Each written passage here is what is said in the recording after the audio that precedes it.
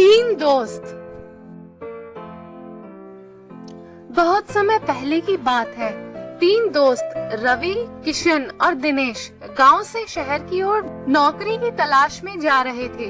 इनमें रवि और किशन तो तेज थे, लेकिन दिनेश बहुत सीधा था। दोनों मित्र हर काम दिनेश से ही करवाते और अगर उनका कोई काम बिगड़ता तो वे कहते कि दिनेश मनहूस है, इसी की वजह से हमारा काम खराब हो गया। यह सुनकर दिनेश खामोश रह जाता, लेकिन मन ही मन वह बहुत दुखी होता और सोचता कि समय आने पर पता चल जाएगा कि मनहूस कौन है। अभी वे कुछ ही दूर चले थे कि जोरों की बारिश होने लगी। कुछ देर वे एक बरगद के पेड़ के नीचे रुके, लेकिन जब पानी नहीं रुका तो वे भागते हुए सामने एक झोपड़ी में घुस गए। उसी समय बिजली की कड़कने की आवाज आई। वे किसी तरह अपने को बचाने का प्रयास कर रहे थे।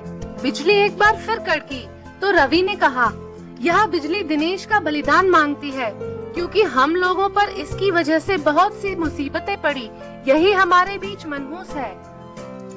ठीक है, किशन ने कहा, अभी पता चल जाएगा। एक एक करके हम में से हर आदमी बाहर जाएगा। जो मनहूस होगा उसी पर बिजली गिर जाएगी। कोई बात नहीं, लेकिन पहले तुम लोग जाओगे, दिनेश ने हिम्मत करके कहा। अगर तुम लोगों पर बिजली नहीं गिरी तो मैं अपने को मनहूस समझकर अपनी जान दे दूंगा। तीनों में शर्त लग गई। सबसे पहले रवि गया, लेकिन बिजली नहीं गिरी। वह भीगता हुआ झोपड़ी में आ गया। उसके बाद किशन गया। किशन पर भी बिजली नहीं गिरी और वह भी वापस आ गया।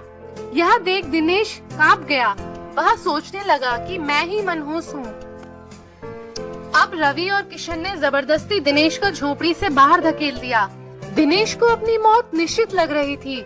अचानक जोर से गर्जना हुई और दिनेश ने अपने कान और आंखें बंद कर ली, लेकिन उसे कुछ नहीं हुआ।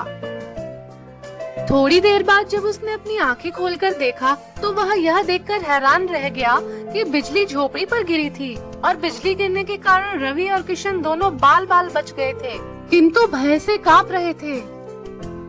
जब दिनेश झोपड़ी में अंदर घुसा तो वे दोनों दिनेश के पैरों में जा गिरे और गिड़गिड़ाते हुए अपनी गलती की क्षमा मांगने लगे। दिनेश ने प्रेम से कहा, किसी भी बात को बोलने से पहले उसका मतलब व निष्कर्ष जान लेना चाहिए।